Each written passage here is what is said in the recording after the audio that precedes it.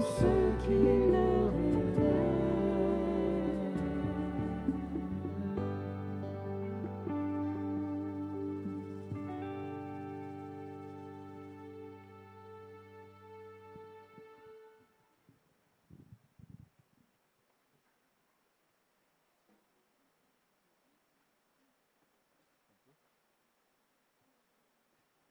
Voilà, vous pouvez vous asseoir.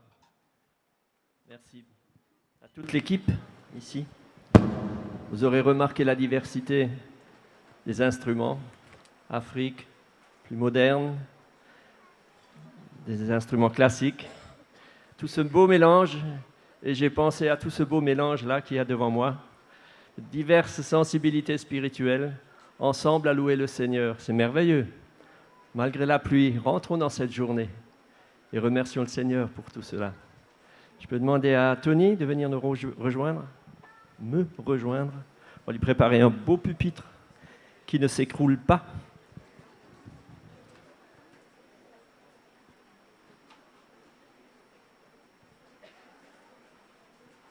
Et je demanderai aussi aux enfants de rejoindre le chapiteau. À votre gauche, c'est le moment pour vous aussi d'être enseignés. Que le Seigneur vous bénisse. Grands et petits, moniteurs, animateurs, animatrices, comme enfants, jeunes et moins jeunes, aussi une belle diversité. Voilà, on va les laisser partir un petit peu. Et ensuite, on va se concentrer sur ce que le Seigneur aura préparé pour chacun d'entre nous. Il y a un message pour chacun d'entre nous. Seigneur, je te bénis pour cette grâce que nous avons de pouvoir entendre ta parole maintenant. Éloigne de nous toute pensée qui pourrait être négative, peut-être tous les tracas de la nuit, de la pluie, mais la pluie est bienfaisante aussi pour le sol, pour la nature. Et nous te bénissons pour cette pluie. Et je veux te demander de bénir aussi notre ami Tony et de l'inspirer dans ce que toi tu vas nous enseigner au travers de ces paroles. Amen.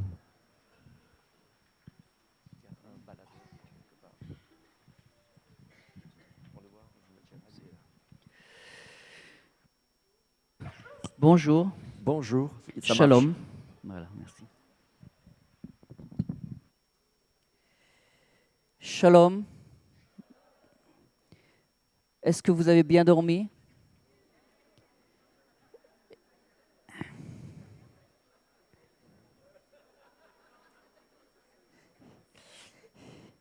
Qui a dormi plus de 4 heures? Levez votre main.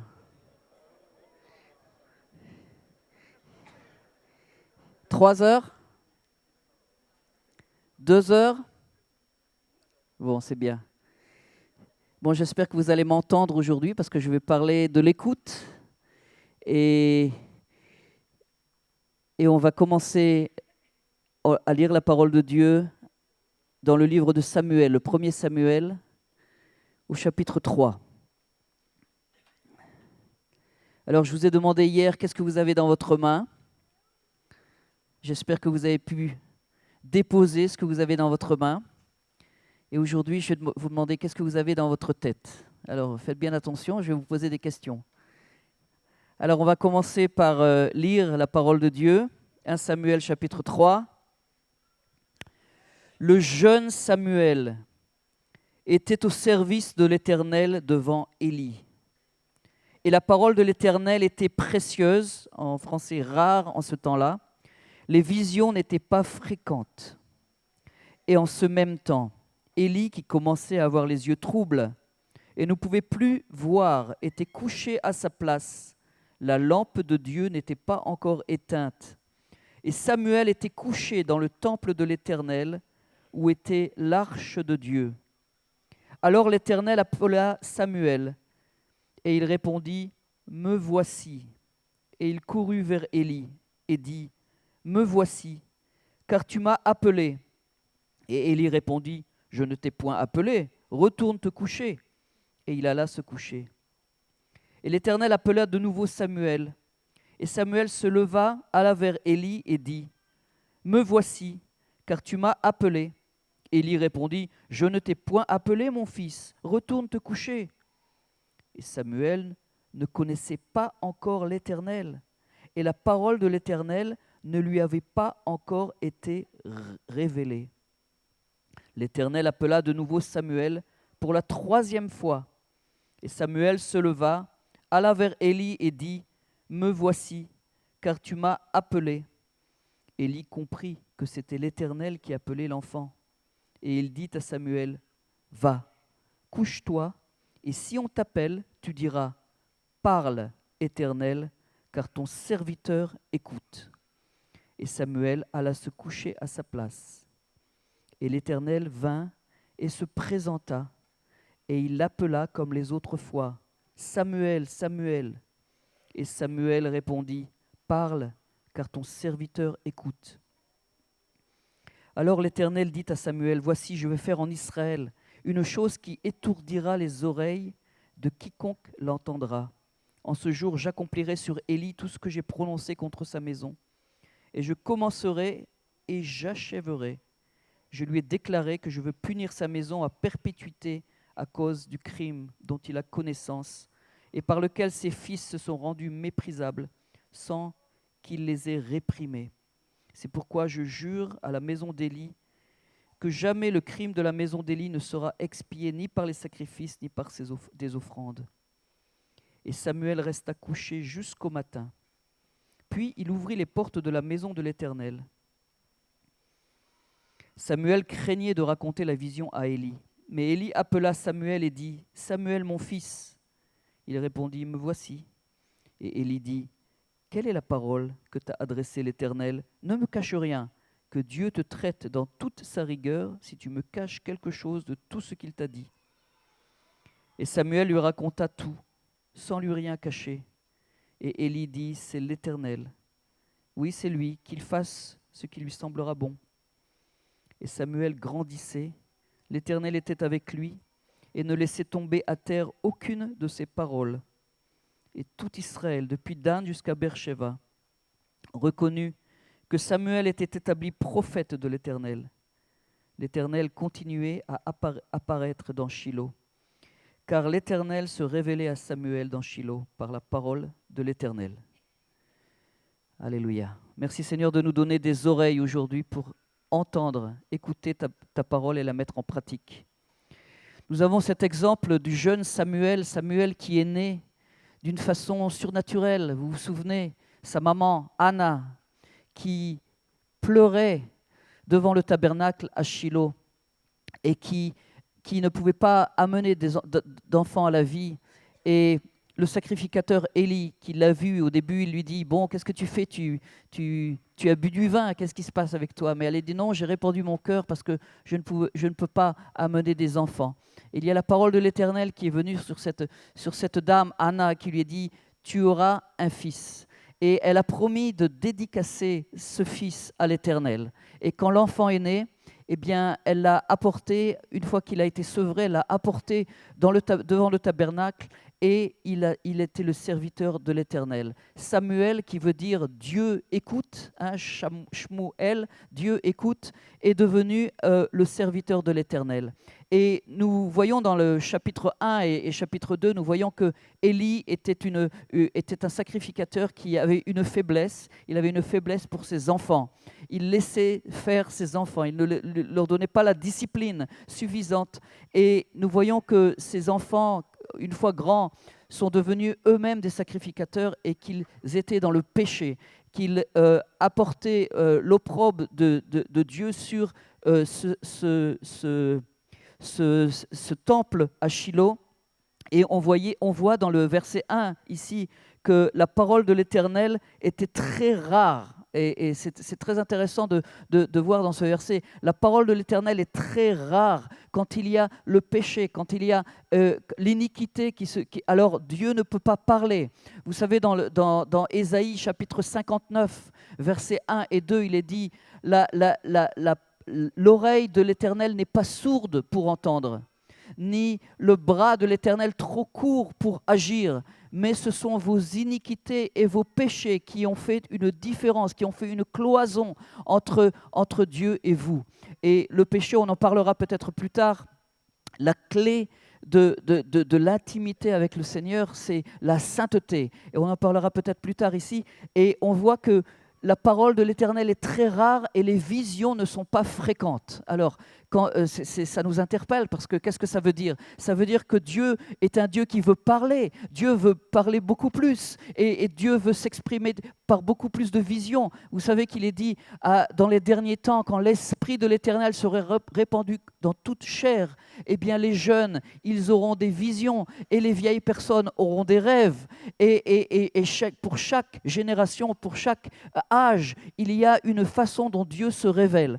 Et Dieu veut parler, Dieu veut agir, Dieu veut se révéler, mais malheureusement, nos péchés nous empêchent d'entendre sa voix. Et ici, il y a ce jeune serviteur qui s'appelle Samuel, et il va avoir une rencontre personnelle face à face avec l'Éternel. Et c'est ma prière ici ce matin, et pour cette semaine, que vous ayez une rencontre personnelle avec l'Éternel.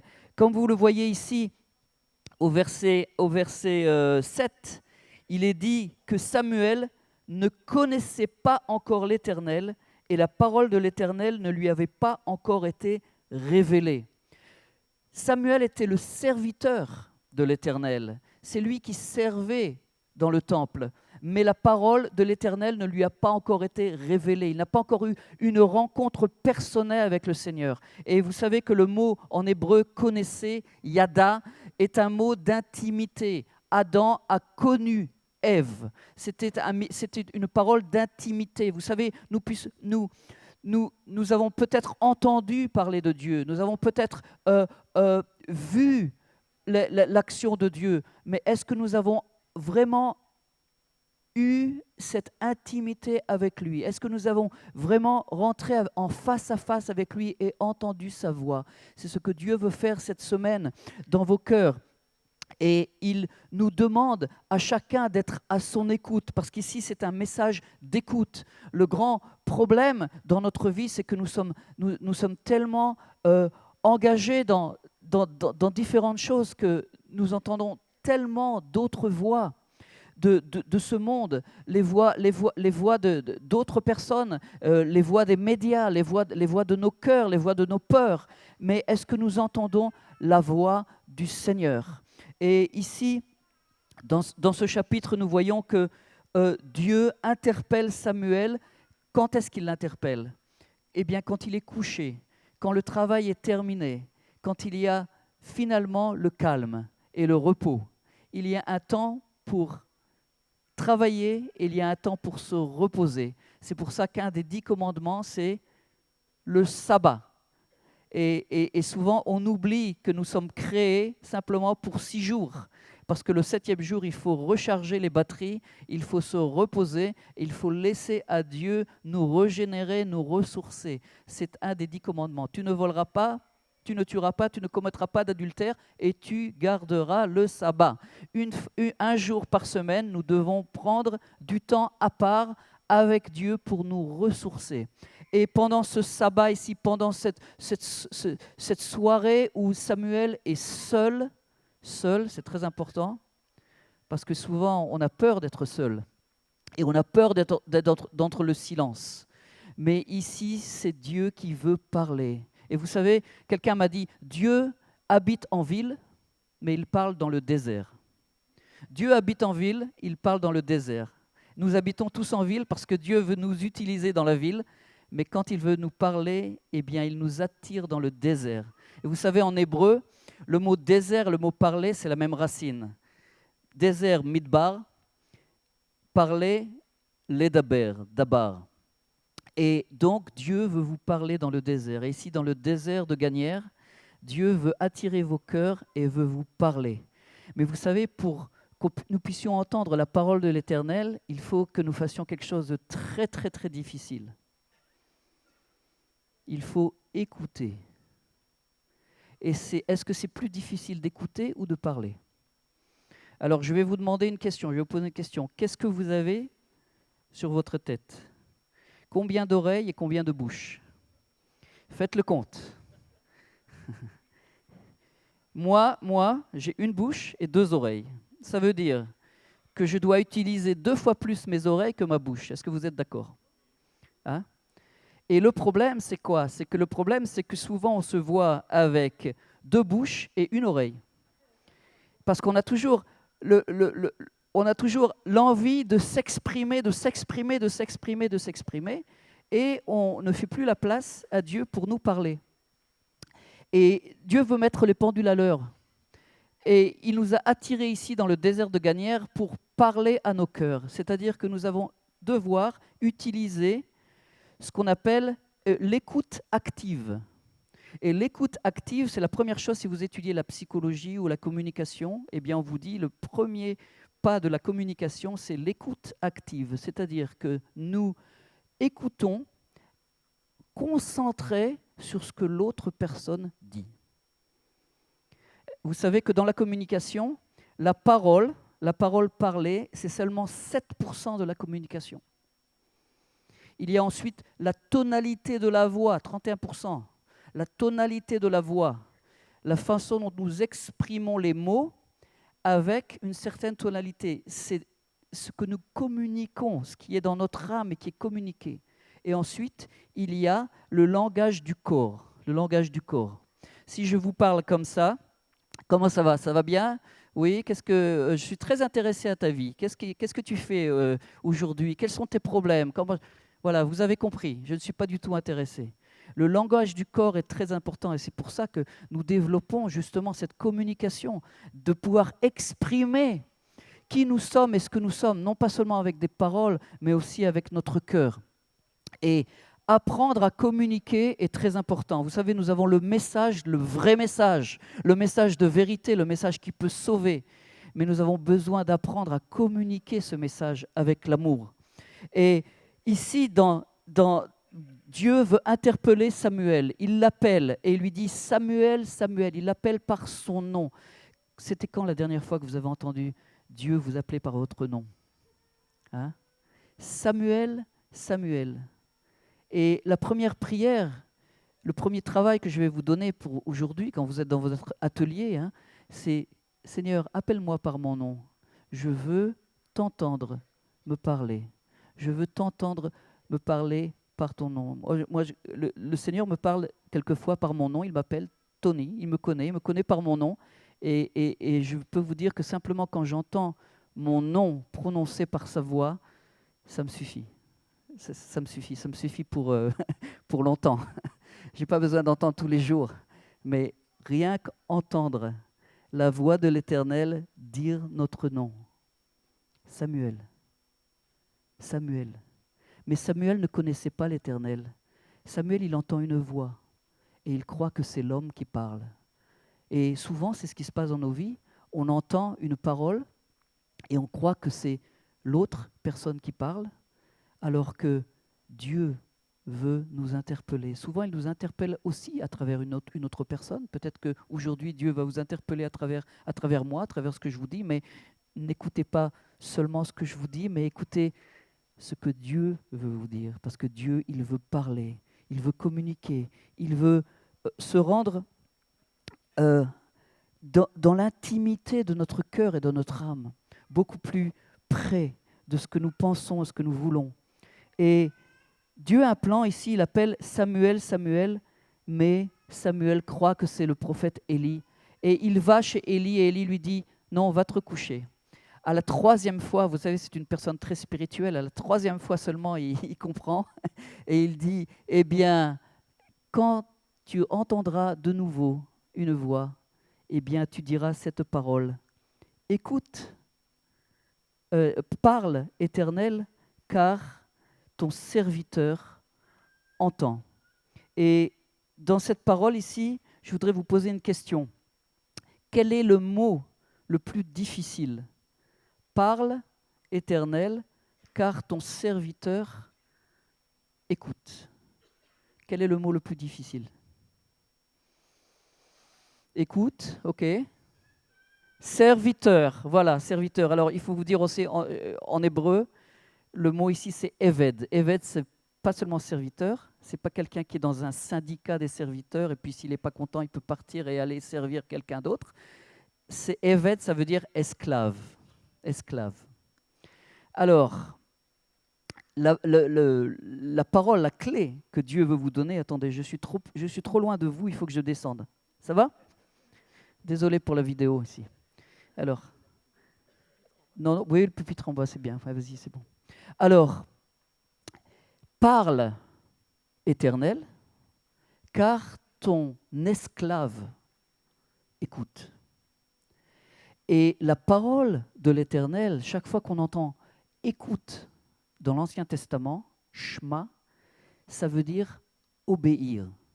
Shema Israël Adonai Eloheinu, c'est écoute Israël, l'Éternel Dieu est un. Hein, et c'est très intéressant parce que le mot éternel en hébreu Adonai, c'est un pluriel. Adonai, ça veut dire mes seigneurs. Eloheinu, nos dieux. Mes seigneurs, nos dieux sont un.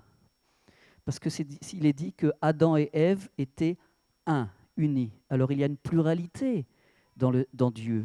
Dans le caractère, la personnalité de Dieu, il y a une pluralité. Pourquoi? Parce que Dieu est amour. Il ne peut pas y avoir d'amour sans pluralité.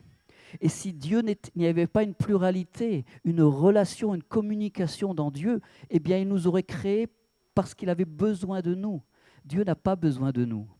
Dieu n'a pas besoin de nous. Dieu est autonome. Dieu, il est déjà en lui-même dans la communication, dans l'amour. Il est lui-même amour et il nous a créés pour nous intégrer dans cette relation avec lui. Ce n'est pas une relation de besoin, mais c'est une relation justement pour partager cet amour et partager cette communication. C'est le cœur de Dieu, d'avoir une relation personnelle avec nous, un vis-à-vis où nous pouvons l'exprimer nos cœurs devant lui et il peut nous parler. Et Dieu, ce matin, veut vous parler. Il veut parler à vos cœurs et il vous appelle par votre nom. Samuel, Samuel, Samuel, Samuel. Et Samuel, finalement, eh bien, il entend la voix de l'Éternel. Et Dieu l'appelle par son nom, encore une fois, et il lui dit « Samuel, Samuel ». Et Samuel se lève et il dit « Parle, car ton serviteur, ton esclave, écoute ». Il n'a plus besoin maintenant, dans le texte, de dire « Samuel, parle, Éternel ». Il sait que c'est l'Éternel déjà. Il sait que c'est l'Éternel et il dit « Parle, car ton serviteur écoute ». Et pour cette jeune personne, c'était un adolescent, un nahar, comme on dit en hébreu, un adolescent, eh bien, il va recevoir le premier message prophétique. Et c'est un message de jugement. Et souvent, le Seigneur veut nous utiliser pour être des prophètes dans notre société. Et souvent, nous avons peur de recevoir ce message parce que c'est un message qui peut faire mal, c'est un message qui peut blesser. Vous savez, la parole de Dieu nous dit que nous devons parler, dire la vérité, mais dans l'amour. Vous connaissez, dans les McDonald's, il y a les hamburgers, il y a le pain, le hamburger et l'autre tranche de pain. Voilà. Alors, c'est l'amour, la vérité et l'amour. Les deux tranches de pain, c'est l'amour. Mais la vérité, eh bien, c'est la viande. Vous comprenez?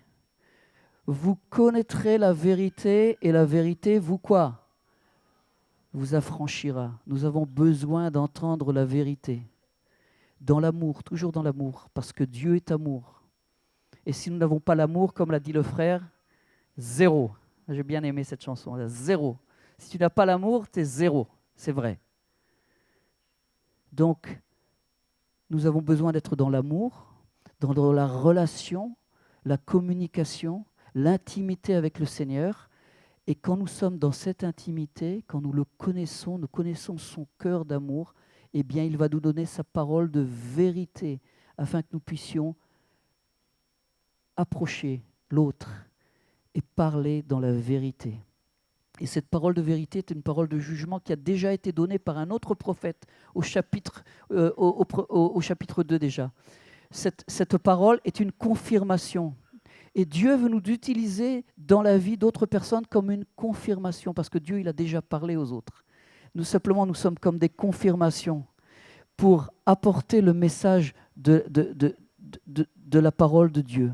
Dieu veut utiliser Samuel comme il veut utiliser chacun d'entre nous et il veut parler à nos cœurs. Mais pour cela, eh bien, il faut écouter. Et si on peut se tourner dans Jérémie chapitre 16, au verset 16, Jérémie 16, 16. Jérémie, il a dit maintenant, « J'ai recueilli tes paroles, je les ai dévorées, et tes paroles ont fait la joie et l'allégresse de mon cœur. J'ai recueilli tes paroles, je les ai dévorées, et tes paroles ont fait la joie et l'allégresse de mon cœur. » Et quand on voit à la fin du 1 Samuel chapitre 3, on voit qu'une fois que Samuel a apporté ce message et confirmé par Élie, parce que Élie savait qu'il y avait un jugement sur sa maison, sur sa famille, et que Samuel allait le remplacer, eh bien il est dit au verset 19, « Samuel grandissait et l'Éternel était avec lui. » L'Éternel était avec lui. Et il ne laissa tomber à terre aucune de ses paroles. Alors, je veux qu'on réfléchisse un peu à cette phrase-là. Il ne laissa tomber aucune de ses paroles. Dieu est toujours en train de parler, c'est comme la pluie. Dieu, c'est comme la pluie. Il parle tout le temps. Mais souvent, nous n'avons pas les oreilles pour entendre. Et le Seigneur veut nous demander ce matin, cette semaine, Seigneur, donne-nous les oreilles pour t'entendre. Donne-nous les oreilles pour t'entendre, afin que quand tu parles, nous puissions recueillir, c'est comme quand on recueille la pluie, que nous puissions recueillir ta parole. Et une chose pratique que je veux vous encourager à faire, eh bien, c'est d'avoir un petit carnet, un petit journal avec vous, avec votre Bible. Parce que Dieu, il ne travaille pas entre 8 et 5. Entre 8 et 17 heures. Il ne fait pas la semaine des 35 heures ou des 39 heures. Dieu, il peut parler quand il veut. Et des fois, il parle quand on a une insomnie à 3 heures du matin. Vous savez, il y a que des gens qui ont des insomnies ici. Eh bien, c'est 2 heures, c'est 3 heures du matin, on n'arrive pas à dormir. Et puis tout d'un coup, on dit « Oh, ben, je vais prendre un petit cachet pour dormir, ça va m'aider. » Mais peut-être que le Seigneur est en train de souffler ton nom à 2 heures du matin. Et peut-être qu'il veut que tu passes du temps avec lui, dans la prière. Moi, j'ai toujours un carnet avec moi. Parce que quelquefois, le Seigneur me réveille, et puis tout d'un coup, je reçois une révélation, et puis je marque, je note. Parce qu'il y a une saison quand Dieu parle. Et des fois, il y a une saison de désert où Dieu ne parle pas. Et souvent, quand j'ai des difficultés dans ma vie, eh bien, qu'est-ce que je fais ? Eh bien, je prends le petit carnet, je reviens en arrière et je vois que le Seigneur m'a parlé il y a 2 mois, il y a 3 mois, il y a peut-être même 1 an. Dieu parle. Et Dieu nous demande que tout ce qu'il nous dit, nous puissions le conserver, l'écrire. Alors, je veux vous encourager. Si vous avez un carnet ou un iPhone, maintenant j'ai commencé avec le iPhone et je marque aussi des trucs. On peut être moderne aussi, mais notez ce que Dieu vous dit. Des fois, Dieu vous donne des chansons. Moi, je suis aussi compositeur. Dieu me donne des chansons souvent. Souvent, ça m'arrive tout d'un coup comme ça. Alors tout de suite, il faut que j'écrive parce que sinon j'oublie. Et Dieu peut vous donner des idées, des visions, des images. Dieu veut vous parler. Quand vous serez devant votre aquarelle ou dans votre atelier ce matin, eh bien, la première chose à faire, c'est fermer sa bouche peut-être, parce que ça aide à entendre la parole de Dieu. Seigneur, parle, car ton serviteur écoute. Et dire le mot serviteur, esclave devant le Seigneur, ça veut dire, Seigneur, je suis décidé à faire ta volonté, non pas ma volonté, mais ta volonté. Non pas mes idées, mais tes idées. Non pas mes plans, mais tes plans. Non pas ce que je veux, mais ce que toi, tu veux.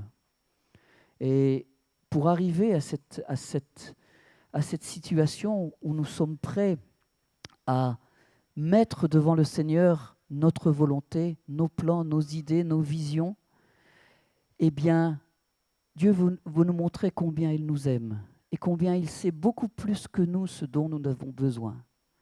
Souvent, nous sommes, en tant que personnes, êtres humains, nous sommes les rois à nous manipuler nous-mêmes, à nous mentir nous-mêmes, parce qu'il y a en nous quelque chose qui sent la présence de Dieu, sans l'Esprit de Dieu, eh bien, qui nous empêche de rentrer dans sa sagesse. Et la crainte de l'Éternel est le commencement de la sagesse. Et Dieu nous demande ce matin d'abandonner, de mettre à terre, comme nous avons fait hier, nous avons mis tout ce que nous avons dans nos mains, eh bien, d'abandonner nos plans, nos visions, nos idées, nos bonnes idées, devant lui en lui disant « Seigneur, maintenant, aujourd'hui, je veux entendre ta voix. Je veux être à l'écoute de ton Saint-Esprit. Je veux entendre une parole fraîche qui vienne de toi. » Et c'est ma prière ce matin pour chacun d'entre nous. Alors, il y a le numéro de téléphone de l'Éternel, c'est dans Jérémie 33, 3. Hein, vous le connaissez, ce numéro de téléphone. Hein? Invoque-moi et je te répondrai. C'est ce que Dieu nous dit ce matin. Invoque-moi et je te répondrai. Waouh! Le Seigneur ici s'engage à nous répondre. Et ce n'est pas un répondeur automatique. Il répond personnellement quand on l'invoque de tout notre cœur. Et je t'annoncerai de grandes choses, des choses cachées que tu ne connais pas. Il y a des choses cachées dans le cœur de Dieu que nous ne connaissons pas encore. Et souvent, quand nous sommes dans la confusion, Seigneur, j'ai besoin que tu m'éclaires, que tu me montres, eh bien, le Seigneur te dit, oui, viens, invoque-moi. Mais pour cela, il faut passer du temps avec lui. Parce que entendre la parole de Dieu, ce n'est pas instantané, ce n'est pas comme le café tout de suite, chut, voilà. Ça prend du temps. Ça prend du temps. Et vous savez, nous en Israël, on a des pastorales dans le désert. On se réunit 3 jours ensemble, les pasteurs de différentes communautés, et on va dans le désert, dans le Negev. Et je ne sais pas si vous avez été dans le désert déjà. Vous avez vraiment été dans le vrai désert. Le vrai désert, c'est un endroit où on n'entend rien, absolument rien. Et je me souviens, la première journée où j'avais été dans le désert, on se lève à 5 heures du matin. Il nous dépose dans le désert, on est tous dispatchés, chacun dans son coin avec une bouteille d'eau et notre Bible, et on marche dans le désert. Et dans le désert, je n'entendais absolument rien, il n'y a rien dans le désert, tout est mort dans le désert, et je m'entendais penser, c'est incroyable ça, je m'entendais penser, j'entendais mes pensées, et c'était beaucoup de pensées. Et ça a pris peut-être 2 heures jusqu'à ce que toutes mes pensées descendent. Et puis c'était le vide. Et à ce moment-là, Dieu a commencé à parler. Si vous voulez entendre la voix de l'Éternel, il faut prendre du temps. Il y a aussi le frère qui disait aussi, il ne faut pas avoir peur du silence. Il ne faut pas avoir peur du silence. Vous savez, nous en Israël, la plus grande peur pour un Israélien, c'est d'être seul. Parce que nous sommes une société de traumatisés, 9 guerres en 60 ans, et toujours avec des menaces et des attentats tout autour.